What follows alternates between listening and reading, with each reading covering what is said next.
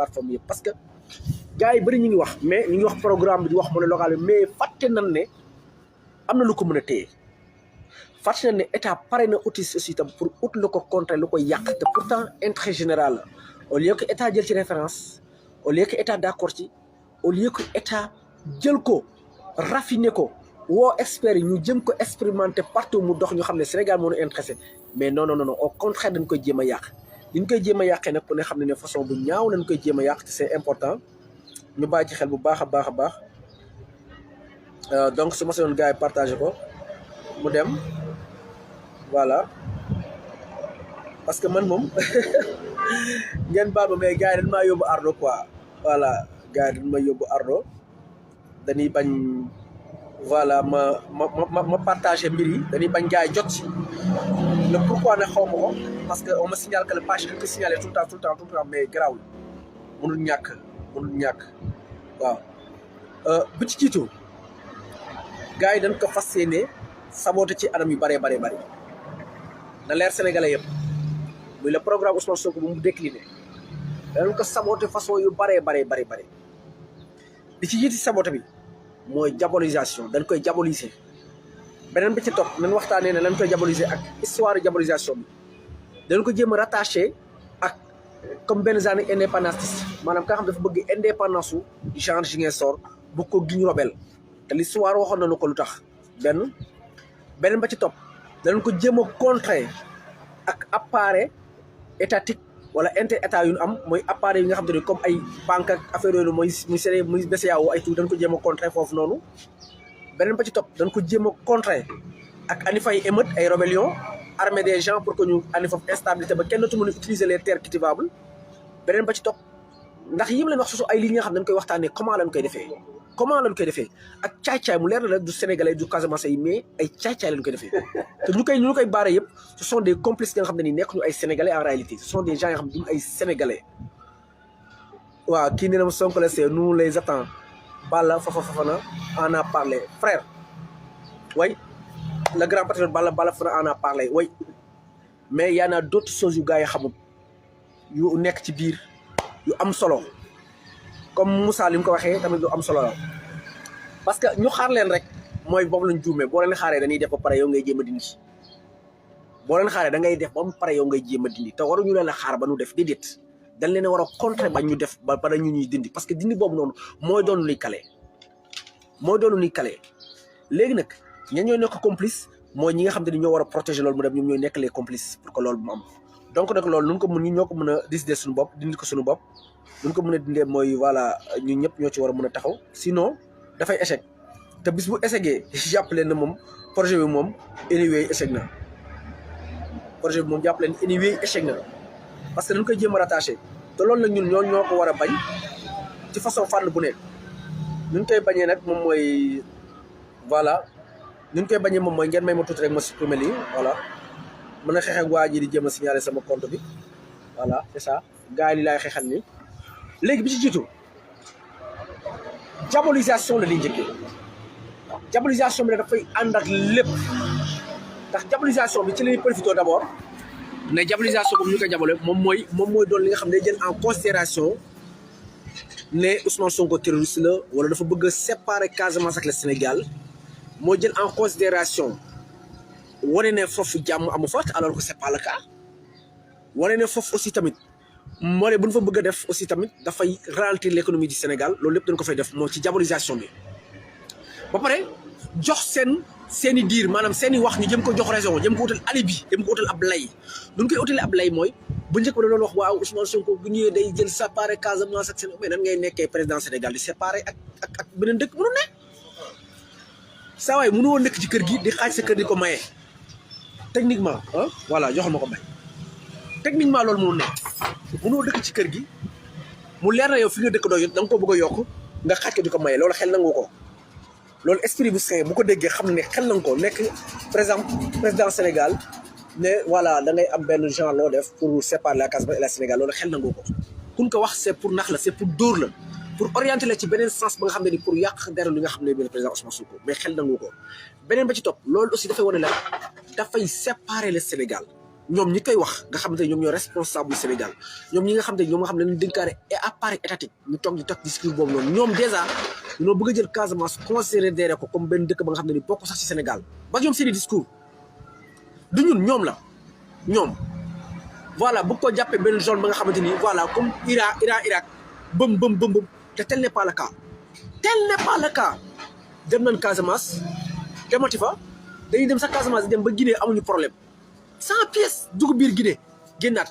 dugub biir Bissau génnaat ay yoon donc kon dañ ko jéem a diaboliser te commencé nan parce que ñoom xam nañ ne amuñu xam-xam bi amuñu expertise bi amuñu lenn la nga xam ne leen permettre ñoom loolu ñu exercer ko wala ñu jëm ko def mënuñu ko d'ailleurs boo xoolee localité yu gën a mag ci Sénégal ñoom dañ koy perte ñoom mooy ay Dakar mooy ay Ziguinchor muy feneen ñu ëpp ñu ko gagné ce sont des gens yoo xam ne dañoo nekkoon ci PDS rallié ci ñoom l'infralié ci ñoom ki le problème de monnaie est pour mieux faire et Sonko allait la proposer à l'État c'est tout ce qui sont contre non pas la connaissance effectivement frère effectivement lii mu wax état da ko waroon jël ne ko kaay li nga wax de rafet nga kaay gën ñu koo leeralal bu taxaw défendre ko leeral leen ko ñoom ñu comprendre puisque c'est vrai que sinon Sénégal bu mu xam-xam moom du fi traîner borom xam bu fi ñëw ni xeex la récemment gis ngeen TR bi ak borom xam bu génnoon liñ ci bindoon 700 et quelques milliards pour jéem a defaraat voie ferrée yëpp au niveau national li nga xam mooy trafic bi foofu noonu di yomb ñu mën di ci gagner ay milliards et milliards mu générer ay emploi mais dañ ko xeex ku fi ñëwoon pour defar armement itam nga xamante ni moom mooy par exemple nit ñu ngi naan ñu ñoom mooy première li nga xamante ni moom mooy li andi économie ci dëkk muy côté armement gis ngeen gars yi xeex bi ñu nga xeex nga jël côté agriculture bi fi ñëwoon par exemple xeex bu nga xeex ki nga xamante ni mu ngi doon pare pour teg fii ay satellite teg fii nga xamante ni Sénégal day am avancé bu majeur ak yeneen dëkk yu ko jege ci wàllum lépp li nga xam concret li nga xam mooy espace bi gis nga xeex bu ñu koy xeex yaa ngi dégg léegi nag tey jii bu ñu jiitu ñuy njëkk def mooy dañuy fexe ñoom ba monnaie locale bi ñu fexe ba nga xamante ni même fekkee bi ñu njëkk jiitu mooy du jàll lu ñuy fexe ba du jàll mooy dañuy fexe ba BCEAO du ko accepter dañuy fexe banque centrale bi du ko accepter d'abord da koy xeex te ñu koy xeex mooy bor ku nga xam ne ñu fay siéger bu leen fàtte ne 7 yi 3 yi ñooy Afrique les autres sont des Français France moo fa am ay actionnaires majoritaires exemple su ma ko mënee wax noonu pour sénégalais mën a comprendre ñu fay lu fay siéger ci français mu ëpp lu fay siéger ci africain France dafay siéger donc ça veut dire que ci conseil d'administration bi ça veut dire que lan ça veut dire que BCEAO ci boppam bu leen sax sonn bu demee ba vote jot France da koy bloqué kon donc loolu dafay andiwaat dafay posé waat benn question que ñun est-ce que duñu jóg taxaw ne voilà kon monnaie bi moomuñu ko parce que li tax Sonko def ko ci beneen côté itam bàyyiwunti xel mais c'est très intelligent est-ce que bu ko bëggee def France teg ci vitoom ne loolu du am est-ce que loolu du posé waat question que ñun est-ce que kon monnaie bi ñoo ko moom puisque bëgg na noo def lii la nga xam ne day booster suñu économie la nga xam ne day andi benn appui suñu économie dafay gën a permettre li nga xamante ni faciliter li nga xam mooy commerce bi faciliter li nga xamante ni moom mooy xaalis bi du daw ñu bloqué ko benn dëkk étranger ñoom bloqué ko ça veut dire que kon est-ce que monnaie bi ñoo ko moom dafay remettre en cause li nga xam mooy le franc CFA muy ñaari enjeu yooyu ne ci ñoom mën nañ ko bloqué mais buñ ko bloqué ak dëkk bu conscient ak ay nit yu conscient dinañ comprendre que en réalité bloqué leen ko mais là en réalité moom mooy est-ce que ñun kon ñoom moom xaalis boobu noonu nga xam te ni tey jii bëgg nañoo def monnaie locale accepté ko considéré ko ne lii ñun waa Ziguinchor par exemple wala waa Tamba wala waa Dakar nangu nañ am monnaie locale tel mu permettre faciliter li nga xam mooy échange yi kon d'abord ñaari enjeux yooyu moo ci nekk ça veut dire que ñun war nañoo jël suñu communication bu loolu amee ñu bloqué li nga xamante ni mooy monnaie locale boobu noonu ñu taxaw yuuxu ne leen bu dee franc CFA dañ ne dafa ñun ñoo ko moom kon donc kenn waroon ñu ko mën a bloquer ñu def ci suñu monnaie locale buñ ko accepté mu mun ko mën a changer muy un moo tax ma ne leen guerre moo nekk ci biir après guerre moo nekk derrière ça guerre bi nag bu kenn noo war ta proposer monnaie locale bi déedéet war na ko proposer parce que bu dee am nga xel ça veut dire que état bu ko bañee ça veut dire que autonome moomuñu suñu monnaie xam nga ndax yéen nga may déggee xam nga da ngeen ma dégg ndax tey jii ba Dakar war na mën a def loolu Diourbel war na mën a def loolu Thiès war na mën a def loolu kenn ku ci nekk war nga mën a jël référence ci téere boobu ñu bind tànn ca lu la gënal nga tànn ko parce que yow da nga bëgg a def lu baax te lu baax rek la tudd mën a tudd lu bon jamais lu baax la mën a tudd par exemple tey jii waa Thiès kii gañ a mairie ba sañ na man man de livre bi gis naa ci la nga xam te ni war na mën a développé loo sama dëkk kon dama ko jël en considération boole ko sama programme voilà keneen jël ko parce que nit du rëy oto ngi nii ku ko inventé woon mais ñëppay defar léegi oto ku ne ciy dugg ku ne taal parce que lu baax la moyen de transport la daf lay faciliter nga egg fa nga teel a jëm léegi nag dafa war a proposer monnaie locale bi moo tax gars yi bëri di juum naan bu proposer monnaie locale bi nit ñi dañuy jël naan voilà dafa bëgg a séparer Casamance mais dafa am lu nekk derrière ça te loolu nag il faut nga am benn hauteur pour mën a comprendre muy lan monnaie locale boobu dafay mettre en cause le franc CFA dafay andiwaat point d'interrogation bi tegaat ko le franc CFA parce que bu dee France ñoom ñu accepter seen monnaie locale bu doon yenn pays ñu accepter seen monnaie locale tey ñu bëgg a def monnaie locale ba nga xam dañuy faciliter li nga xamante ni moom mooy commerce bi day faciliter li nga xam xaalis mu daw ñu bloqué ko kon donc ñoom bëgguñu suñu développement loolu mooy nekk derrière loolu tamit day wane ne kon le franc CFA ça nous appartient pas une fois de plus ñoom buñ ko bloqué beneen danger bu ci nekk ñoom mën nañ ko accepter def ko te sotti ko valeur bu mu war a am ñu fexe ko daggate ba yenn valeur di ko am ba pare diaboliser ko ba nga xam te ni yenn commerce yi wala ñeneen ñu ko accepté loolu nag dafay ñëw ci population bi nga xam ne dañoo bëgg a délibéré wu dañoo bëgg a am maturité wu dañoo bëgg a génn ci buumu jàmm loolu ci ñoom lay poser question maaleykum salaam te lan bi waaw dama musiba nga ñëw yaa ngi dégg léegi nag boobu nag population bi ñoo ko moom parce que bu ngeen déggoo ci bi muy def discours am dafa ne man ñëw ma fi pour fal mairie wala pour falu doon maire pour nangam dañuy falu ñu àndandoo falu liggéeyal gox bi su ngeen seetaanee parce que wax neexut a dégg mais est-ce que nit ki bul dégg tey mais da ngay bàyyi en considération gi nit ki la muy wax démb nee naa nit ki il faut nga xool démb moom dégg waxi dégg moom mun koo considérer mun koo juger ci jëfi tayam ndax méngoo na waxi démb moom merci beaucoup bébé waxi démb moom ngay jël mun koo juger ci ay jëfi tayam ndax waxi démb bu ñu fàttalikoo keroog bi ñu demee Casamance muy déclaré candidature am daf leen ne su leen leeree na su ma gagné intercommunalité mun na ko def jox leen nu gox yëpp jaruñu may présenté sama candidat gars yi noo ko def ko dinañ ko def mu ne ñu ànd ñu ñëpp campagne noo liggéeyandoo ko ñu bind présenté suñu programme bu leen doyee ngeen validé ko ñu àndandoo ça veut dire que kon point boobu nga xamante ni gars yi bu ñu demee ba nangu ko bëgg ko nangu ko d'accord nangu nañ ko mais parce que mën na ne ko waaw volet local bi la am def ko de telle sorte que monnaie locale bi presque kenn du ko dégg du am njariñ kenn du ko accepté ñu ne waaw échec na saa waay day wax rek loolu boobaa population bu mu signé loon contrat lay considéré loolu kon waa Casamance ñoo war a def prise de conscience sénégalais ñoo war a am foofu prise de conscience comprendre bu baax que ne lii c'est pour eux parce que quand on parle de monnaie locale yow la yaa ko d'accord parce que les étudiants bu ñu d'accordoon ne ñoom ay carte la ñuy am frère carte la ñuy am mais les étudiants dañoo ànd d'accord ne ticket yi mën nañ ko considérer comme ay ticket d'échange monnaie locale la kon ça veut dire que boobu population bi ñoo jël seen maturité ñoo jël seen hauteur ñoo jël seen esprit de dépassement pour mën a jël loolu en considération bañ a faale état mais du doon nit ki en personne bu échecgee population boobaa ñoo échec parce que ñoo signé ak moom contrat boobu dafa am baax lool li ñu bàyyi xel yenn aspects yi daf ci baax lool kon donc bu boobaa état dana ko jéem a pare ne ko waa ok dama lak sa monnaie locale garaawul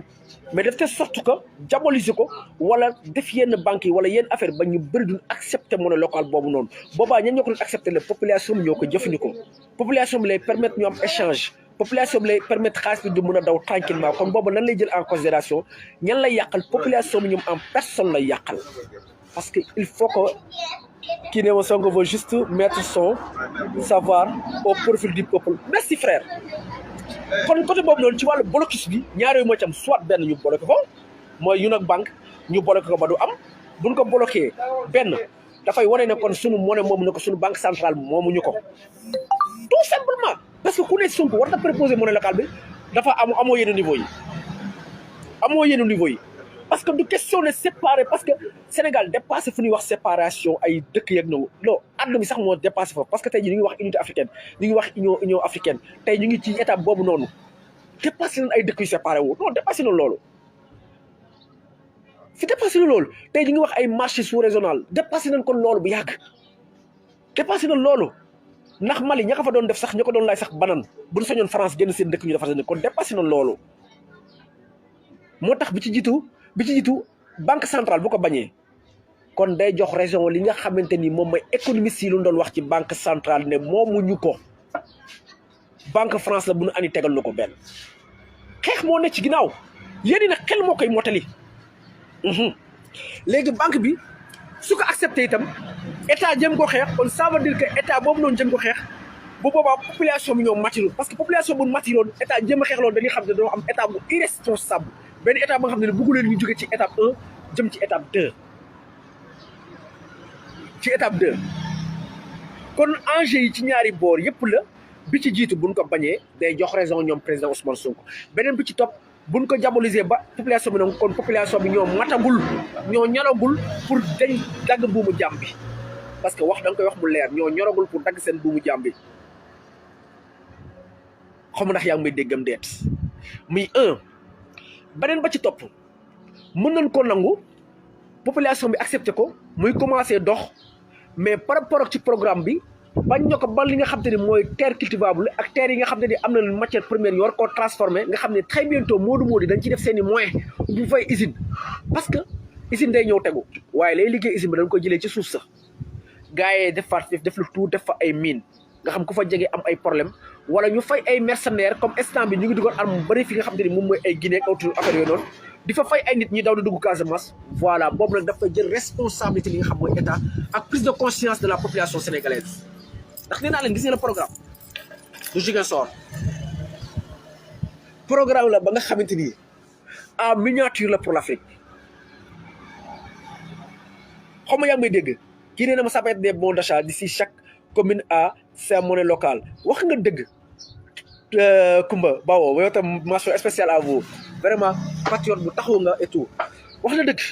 mën na nekk ay bons d'achat nee na ñoom fan dëkk am na ay bons d'achat pour permettre leen gaaw par exemple monnaie locale am na ci entreprise yu Dakar yi sooy liggéey dañ lay jox ay bons yi nga xam te ni am nga droit nga añi n'est-ce pas frère nga añi brioche wala nangam loolu monnaie locale la entreprise bi moom moo am monnaie locale signé ko contrat bi ak lan ak ñi nga xamante ni moom mooy ay brioche mooy ticket yooyu ñu leen di jox nga téye ko loolu monnaie locale la parce que danaa la ticket bi valable na du 1er au 31 da nga ko ci war a consommer parce que dana ko jox pour sa lekk kon ça veut dire que nit ki monnaie boobu dina assurer santé dina ko consommer far force wala mu yàqu en plus dina ko permettre aussi tam xaalis bi mën a daw rap vite fait te du téye liquidité ndax nee naa la dëkk lu koy daaneel mooy nit ñu téye liquidité bi liquidité tant que nit ñaa ngi ko téye di ko denc loolu day daaneel dëkk moo tax monnaie électronique dafa baax ci dëkk monnaie locale dafa baax ci dëkk parce que monnaie électronique par exemple man mën naa ne comme ni ma leen ko waxee dem ne la man maa yor sama 100000 su ma ko téye boo xam ko est ce que 100000 boobu dina dawati 100000 boobu suspendre naa ko ci économie Sénégal ci man rek la yem point très barre jariñu ma jariñu keneen parce que dama koo téye jëndu ma ci jaayu ma ci dama koo téye kon loolu lan dama koo sele 100000 yooyu c'est moins ci li war a daw lu war a nekk en circulation ci économie Sénégal mais su ma ko jëlee ma def ko monnaie électronique bàyyi 100000 bi mu daw ça veut dire que 100000 boobu bàyyi naa ko mu circuler mais teewul maa ngi garde sama 100000 parce que am naa monnaie électronique buy affiché noir sur blanc heure mu ko bëggee wala su ma ci bëggee jënd juróomi dërëm ma dem échanger ñu jox ma juróomi dërëm ma dem jënd li ma bëgg jënd jàpp sama ñaam xam nga ni comme leen donc le programme c'est pas Ziguinchor mais c'est le programme de l'Afrique de l'Ouest en miniature boo tax ñu naan am na yenn gars yi posé question ne ko yow de kese da nga ko def pour yow kese wala yeneen gars dañ cee waroon ànd déggoo ci déedéet dama ne bëri na ay lois yu ñu jëlee ci France di ko doxal ñun France bu ñu koy def xalaatuñu de boppam la xalaat kon bëri na ay nit yu ñuy gis si ay téere nit bind ko ñu ne ah kii de bind na lii d'accord naa ko jël en considération parce que day développé en frère donc bu nit bindee dara nga xam ne lii possible lu baax la mais nekkal parti au pouvoir wala opposition on s'en fout baax na jël ko en considération Aziz mon frère maa ngi lay woo léegi xam naa sama pare maa ngi lay woo fële da nga ko war a jël en considération kon ça veut dire que le programme mu décliné nit ki war na ko mën a jël sax gën koo raffiné wala gën koo amélioré def ko ci dëkkam ak foo mën di nekk nga nekk pouvoir wala nga nekk opposition parce que lu baax la comme ni ñu ko waxee rek parce que bind nañ ba fi non seulement pour ñun ak pour génération future bi ñu mën a am référence ndax nee naa leen yenn yi cuune du ko def Macky Sall en personne ba ngeen ko tegoon fee ne ko may nañ la 5-10 ans nga bind livre proposé ñu benn programme du bind lii maa leen ko wax billaahi wallaahi du bind livre bee mu génn dañ koo bind livre bi lan la ci wax lan la doxalee waxu ci benn yoon ci lu jëm Sénégal kanam ay ancien gelam ak corom yooyu la ci ne di wax donc am na nga xam cuune du ko def c'est pas donné à n'importe qui léegi nag ñu jëmaat ci monnaie bi te instabilité boobu noonu nar a am foofu noonu du Casamance yi la ñuy fay ñu andi instabilité déedéet y a des mercenaires waxoon nañ leen ko am na un jour ma kaay foofu ñu leen koy wax parce que yàlla dafa dogal ñoom ay xarit ñun ay guidé ay partout ay activistes que ñun doonante ay xarit donte gars yi ñu ngi jéem a tracé benn mais ñu doon ay xarit ngeen baal ma la damaa xaw soj yéen a ngi dégg donc ñun ñi dañuy liggéey entre ñun dañuy déggoo entre ñun dañuy am ay pions yu ñuy expliquer wala des gens yoo xam ne ñun fay ñu ne ce sont des gens des bonnes volontés yu ñuy utal des informations en temps réel dina ko jox pour que ñu mën ko baaxee population bi dama ne bu nangoo monnaie bi accepté ko accepte pour population bi am prise de conscience accepté monnaie bi tamit instabilité la di instauré duñ ko instauré mooy terre yi mu war a jëlee li nga xamante ni moom mooy les matières premières pour transformer ko def ko produit fini loolu la ñuy def de telle sorte que benn mu duñ ko mën a jël ñaar duñ ko mën a wala sax buñ góorgóorloo ba jël ko duñ ko mën a génnee comment ils vont payer des mercenaires ndax ku ne xam ne jàpp nañ fa ay armes Guinée jàpp nañ fa ay armes Sénégal ils ont payé des mercenaires déjà yéen a ngi gis ñu commencé wax naan sous région bi voilà côté Kidira côté Tamba temps yooyu wóorut ndaxte li nga xam moo jihadistes si jege nañ c'est faux ña ñoo fa jege mooy les mercenaires bien payés des mercenaires bien payés yi nga xam ne ni après seen métier nekkul leen lu jéem a andi instabilité fa nga xam ne ni arrangé wul état pour que état ne voilà la fa nekk yëpp voilà damay jël samay responsabilité pour arrêter lii nangam te lii ma la koy waxee suñu Guinée yi la ñuy jugee wala ñu jugee côté fee pour jéem a andi def de telle sorte que fan war a bay pour andi autosuffisance en Casamance et au Sénégal pour prouver li nga xamante ni moom mooy valeur Casamance foofu la ni jëm koo yàq parce que nee naa la boo commencé sunu boo Gambie ba dugg Ziguinchor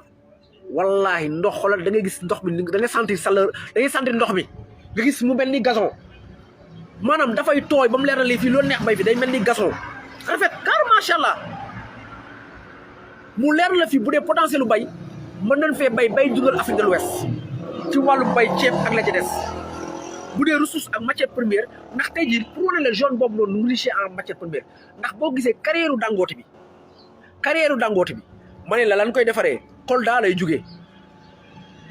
lii may wax yi dëkk zone boobu xam ne ko dama ne carrière Dangote ciment ba fa nekk lan koy defaree Kolda lañ koy tibbee ci ay camion yóbbu ko Kolda lañ koy tibbee yóbbu ko zone boobu kon bëri na li nga xam ne la fa ne beneen ba ci topp mooy zircon ba fa nekk américains yi pare pour jëm ko exploiter te sénégalais d'accord ba tax ñu may waaj a andi ay nit war fa waaj a andi ay base ñu ne base OTAN la ñu ko fay waaj a def c'est parce que dañoo bëgg instabilité boobu ñëwee américains yi ñëw ne voilà comme instabilité mu fa voilà nañ ñëw pour protéger foofu français yi am fa base nangam en même temps ñu profité ne insécurité moo fa ne di exploiter suñu zircon di ko yóbbu mais en même temps xoolal baare li nga xamante ni mooy industrialisation bi boobu wala enrichissement matière première yi nga xam moom la war a utiliser def ko suñu industrie surtout en Casamance les industries locales pour jëm ko baare stratégie bu sauvage lañ fa def stratégie bu sauvage ndax xam na ne foofu ba mu bàyyi Ziguinchor mu doxal nga bàyyi fa Pastef mu doxal di xam lu fa xew américain lépp lu fa def suba ba ngoon jot ndax contrat bi farfos état ñoo ko signé ak ñoom kooku moom àlla kuli àlli na ko ñëpp a xam te pour ñu signer ko sax mu valable wala mun a am excuse mun a am alibi dañ naan instabilité moo fa nekk te ku ne xam ne suñu armée ba fa nekk su leen bu leen neexoon tey ñu defaral leen satellite jox leen mooy qu'il faut barki Rasulullah suba ni du fa yorati xoolal maqandoom ni du ko fa yorati lu leer laa leen di wax Casamance nekkul looy awee n'importe où foo tourné ay village nga fa te pare nañ pour coopérer ak n'importe qui ku fa aw yore arme ñu dénoncé la parce que les Casamance ñoom ñoo ciy dee villageois yi ngeen gis foofu noonu ñooy dem ci àll bi minute dagg seen i tànk seen i waajur ak seen i doom kon ñoom bu ñu sañoon jàmm moo fay am mais ñan ñoo fa andiwul jàmm mooy ñun li état di fay ñu fay dugg ndax neewoon naa leen jëm ba ci 10 milliards 2 ba ci 10 milliards chaque pays ba nga xam te ni am na conflit Nations Unies da leen koy jox par at moo tax nga dégg ñu ne ñu nga dajee France dégg leen bu baax ñu nga dajee France entre ñuy naan ay dialogue ci crise Casamance bi ay dóor la xaalis boobu la ñuy dem pàccoo en Paris xaalis boobu la ñuy dem état du Sénégal ànd ak yenn gars yu ñàkk fayda yi nekk foofu noonu ut ay mercenaires de gauche à droite dem ma ne waa Casamance amuñu taaw boo yefa ne amuñu taaw téye arme amuñu ko sax attaques yi lan ngay dégg kar nan benn oto jël dépôt na nit ñi may la ñaata banque lañ fi dajji Jurbel fii ay gars armé woon nañ fi ñëw yor seen oto dajji fi ay banque ce sont des voyous yi kar nit ñi ça n'a rien à voir ak rébellion mun am mooy état fa nga xam ne ni mënu koo contrôler mais état dafa am contrôle 100% Casamance ci côté sécurité dafa am contrôle 100% Casamance kon jàpp leen ne aussi tamit pexe moomu noonu dañ ko ci def pour jëm ko baare parce que non seulement dañ ko justifier parce que ñoom dañoo bëgg exploiter li nga xam mooy zircon bi ndax nee naa leen tey Dangote bu demee ba Kolda dafa tibb carrière ba fa ne te gars yi kenn dégg ko Sénégal c'est catastrophique suñu demee ba nga xamante ni suñu miin yi nga nekk fii am li nga xamante ni moom mooy phosphate diggante Bambey Lambaye te ñooñu soo demee ñoo gënoon dool ci Njaareem c'est catastrophique te kenn du ko dégg ko wax français di ko exploiter noonu lañ ko bëgg a defee ci suuf noonu lañ ko bëgg a defaatee ci suuf kenn du ko yëg ndax nee naa la réserve bu zircon bu kii am Ziguinchor moo ëppale mooy côté Diogo yeeg yooyu moo leen ëppale fuuf du seen morom sax moo tax des fois quand on parle xel moo ñuy déglu pour mën a comprendre fan la ñuy waxee moo tax gars yi du lépp lañu jël en considération souvent dafa am des choses yoo xam ne dañ koy fàtte léegi nag ñoom bu ñu defee insécurité boobu noonu bu du am population bañ leen faale wala nit ñi adhéré wuñ ci insécurité boobu continuer cette exploitation xam nga ban solution la ñuy andiwaat bu gën a doy waar mooy baare li nga xamante ni mooy produit yu génn maanaam ut ay saay-saay fexe ba nga xamante ni tëli ba wala boog le fait que faciliter li nga xam transformation bi wala boog transportation bi loolu la ñuy fexe ba du facile wala boog ñu orienté ko vers l'extérieur du pays vers ay Guinée affaire yooyu noonu te ku ne xam ne ñooñu di loolu lañ visé du ñooñu ñooy suñuy client ci côté leen bëgg a transformer parce que les produits finis yu ñuy waaj a transformer c'est pour juste jël ko yóbbu ko à l'étranger Inde Chine exemple Inde Chine nga xam boo leen dajalee ñoom la ñaar dëkk yooyu boo leen dajalee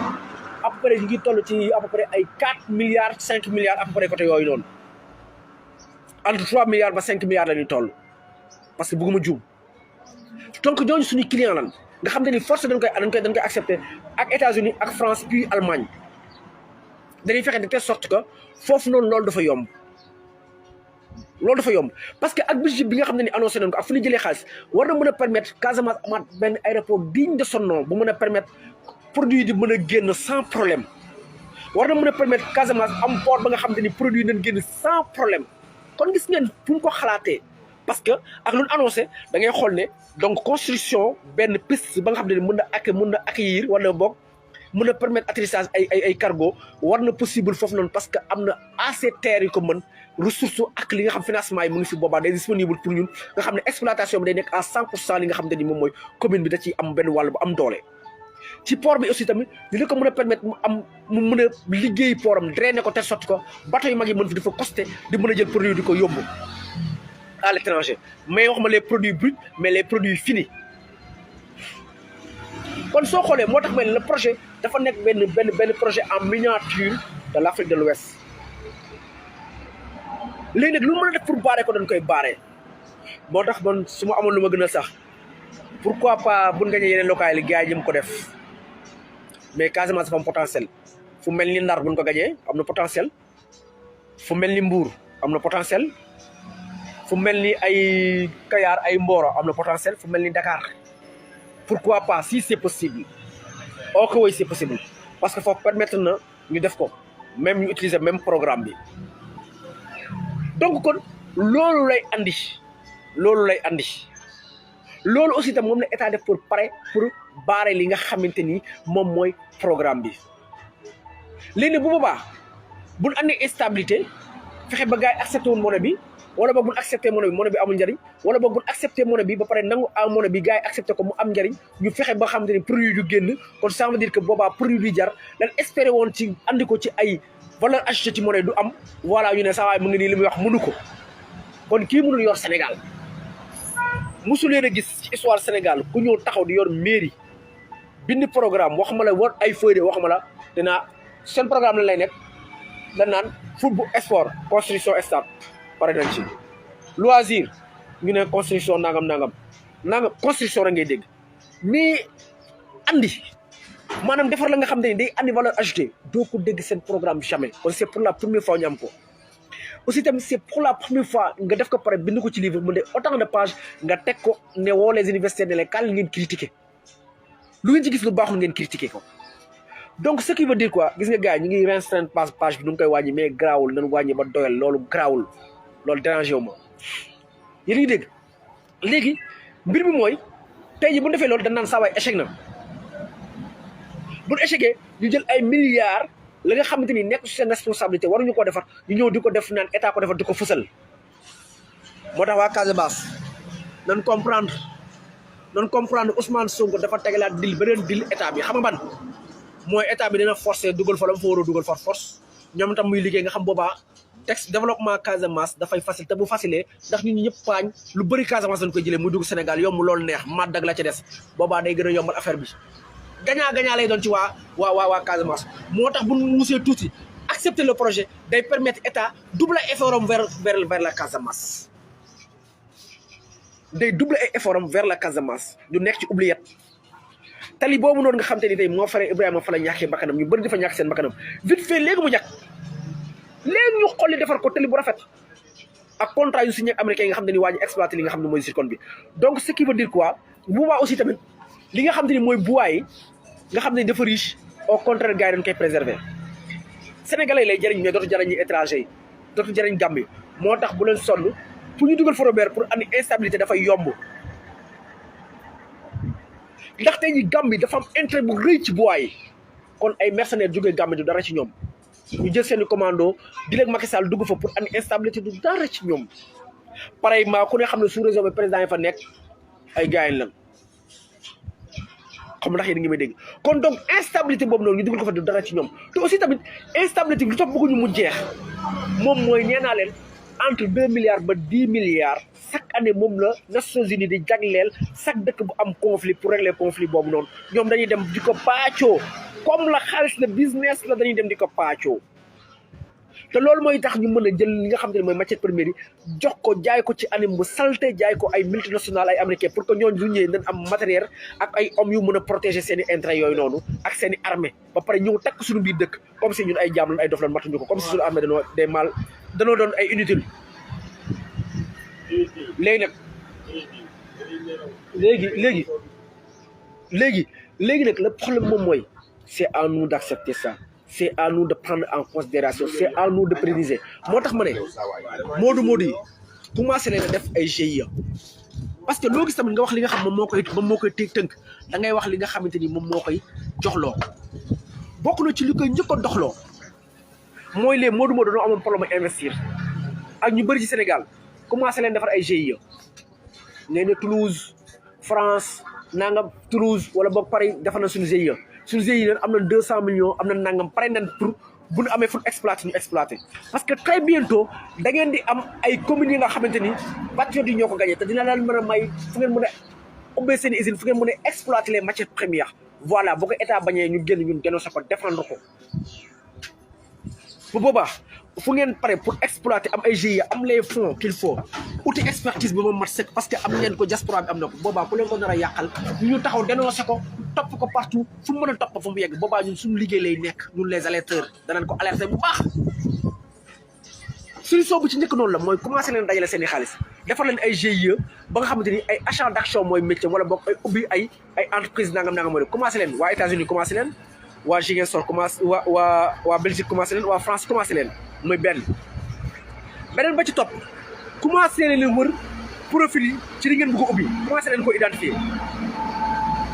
commencé leen tamit identifier woo borom xam-xam yi chaque localité nga xam am nañ fa candidat yan matière première ñoo fa ne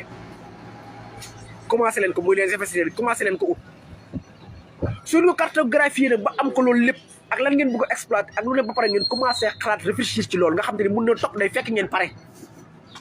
bu boobaa dañuy conseil état du Sénégal ndax boobaa dafay nekk benn bataille ba nga xam ne boo ne doomu dëkk bi ak ab étranger boobaa daa dëkk bi benn doomu dëkk bi lay waaw añ leen ba pare merci beaucoup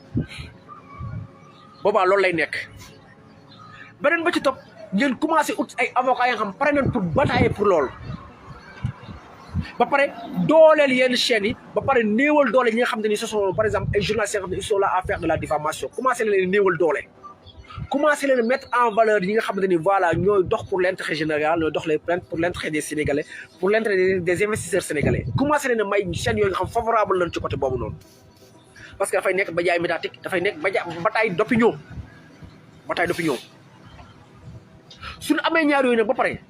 ñu commencé identifier yan secteur lañ mën a former des jeunes très bientôt nga xam ne naan top commencé bu ngeen pare ngeen jéem a identifier li nga xam mooy secteur transport bu ko mën a yóbbu ba nga xam ne ni c'est 100% africain c'est 100% sénégalais ngeen tel ko tamit identifier ça veut dire que su ngeen identifier secteur yi nga xam ne ni état mënu leen a baare ci benn côté boobaa pare ngeen pour lu ngeen mën a def ngeen batailler léegi nag techniquement psychologiquement médiatiquement pare ngeen pour batailler ak état du Sénégal su ngeen ko pare boobaa état du Sénégal day cédé mais loolu mënut a ñàkk xam naa nag dama ko yemale fii rek mais dinaa ko continuer ndax lu tax ma ko yemale fii dama ko yemale fii ku ci am suggestion wala xalaat bu rafet nga andi ko partager ko suñu page wala nga envoyer nu message wala ñu jokkoo téléphone dina ci baax parce que chaque jour dama leen di wax ma ne man sama téléphone disponible na sama numéro disponible na ragalu moo ko joxe kenn ne ko ñëpp yor Sénégal ça me dérange pas naa am les informations di ko partager les Sénégalais c'est ça qui m'intéresse nan ma tracé fu ma jëm ça me dérange pas donc beneen bi ci topp moom mooy gis ngeen gars yi taaj yi commencé xeex activistes yi boobu moom am na lu ma leen ci waxoon ne leen il faut que gars yi jël seen responsabilité gars yi commencé mun sa xeex leen gis nga entre 2002 2024 Sénégal dana métti ba nga xamante ni foo ko nattu weesu na ko instabilité dañ ko teg ci dëkk ba xam foo ko nattu weesu na ko mais ñun gën a viser en première c'est pas les policiers mais ce sont les alerteurs les activistes vous êtes les premiers à viser moo tax ma ne leen boole leen seen force boobu ba léegi nag maa ngi wax peut-être ñenn ñi dégg na ma peut-être ñenn déglu ma mais teel ngeen ne boole seen force ndax boole force boobu noonu moo ñu ciy génne ëllëg donc loolu moom page moom doon wax rek léegi nag lii dañ ko yeggale très bientôt naa ci invité ay activistes ak ñeneen ñaa xam borom xam-xam ñu waxtaan naat ci ak ñaa xam ci wàllum sécurité ak ñaa xam ne ci wàllum ay matières premières ak ñeneen bëgg naa ci invité ñu ci benn plateau bu yaatu ñu waxtaan ci incha allah très bientôt mais loolu rek la amoon lu may wax pour gars yi comprendre enjeu yi ci nar a nekk juste que enjeu yi nag nit ñi nag kan nag ak ay recherche moo ko mën a développer bu ko defee ñu mën ko mën a partager parce que benn bu ci nekk point la dama ko ramasser d'une manière générale ndax benn bu ci nekk point la ci wàllum sécurité bi ci wàllum transport bi wàllum investissement bi wàllum recherche bi ndangam ak instabilité bi ak aussi tam pare pour éventuel danger yi nga xam ne moom nar a gerte li nga xam mooy programme bi ak la nga xam ne la mën na koo jur sans président parce que leen la mën a jur lu positif wala lu négatif dafa mën a jur la nga xam ne nii fa la Pastef jaar tekki wala mu jaar fa la jaar di yàqu donc c'est votre projet à vous maa ngi leen sant di leen gërëm di leen wax waaw lii ngeen dugg at mi yàlla noonu at mu gën ci at yi di ñaanal gars yi patriote di wax ne ñun moom fier nañ pour identifier wu ci Pastef fier nañ doon des militants de Pastef fier nañ doon ay activistes